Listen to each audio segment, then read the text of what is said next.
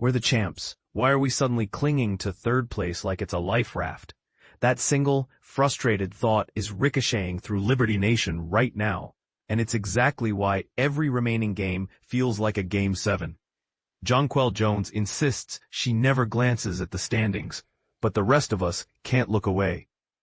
With only 4 weeks left before the postseason tips off, New York's once comfortable cushion for home court advantage in the semifinals is evaporating faster than an ice cube on the Vegas Strip. Here's the raw math that keeps Sandy Brondello awake at night. After Wednesday's 89-83 heartbreaker against the Aces, the Liberty slipped to 21-12 and into the number 3 slot. Just 2.5 games separate the second seed from the fifth seed, a margin so razor-thin that one bad weekend could shove the defending champions into a single elimination first-round game on the road. In other words, the difference between hosting a best-of-5 semifinal and flying cross-country for a do-or-die play-in could hinge on a single missed box-out or an untimely turnover. But here's where it gets controversial. Some analysts argue that sliding to 4th or even 5th might actually benefit New York in the long run. Why? Because the current number 2 seed would draw the surging Connecticut Sun in round 2, while the number 2 pick is ahead of the 11th seed. 3 seed could face a Las Vegas team that has already beaten the Liberty twice this month. Would you rather gamble on a third matchup with the Aces, or roll the dice against a Connecticut squad that's 7-1 since the Olympic break? Cue the hot takes, and this is the part most people miss. Tiebreakers. The Liberty already dropped the season series to both Vegas and Seattle, meaning every head-to-head loss is a potential seeding landmine. If New York finishes with the same record as either of those teams, they lose the tiebreaker and tumble down the ladder. That puts enormous pressure on games that look winnable on paper. Think Indiana on a Tuesday night or a banged-up Los Angeles squad on short rest. So what does course correct actually look like?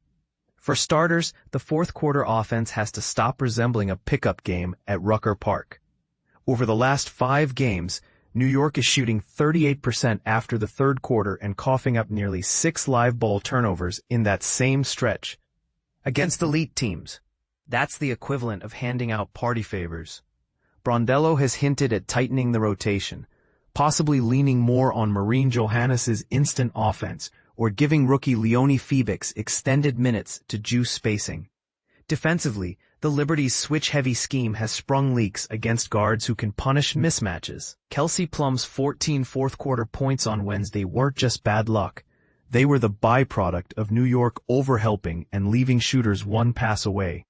Expect to see more tag and recover principles in the next few games, where the weak side defender momentarily stunts at the roller before sprinting back to the corner 3. Let's zoom out for a second. The WNBA's compressed standings aren't just a Liberty problem. They're a league-wide earthquake. Never before have 4 legitimate title contenders been jammed into a 3-game window with 3 weeks left. That parity is thrilling for neutrals and terrifying for coaches. One bad road trip, one twisted ankle, one referee whistle that goes the wrong way, and the entire playoff bracket flips upside down. So Liberty fans, here's the uncomfortable question I'm dropping in your lap. Would you rather see this team limp into the number 2 seed and face a red-hot first-round opponent, or intentionally manage the final stretch, drop to 4th, and gamble on a softer path through the bracket? Some will call that tanking adjacent heresy. Others will call it strategic genius. Where do you stand? Sound off below. Should New York chase every win like the standings are gospel, or is there a smarter, sneakier route to a second straight championship?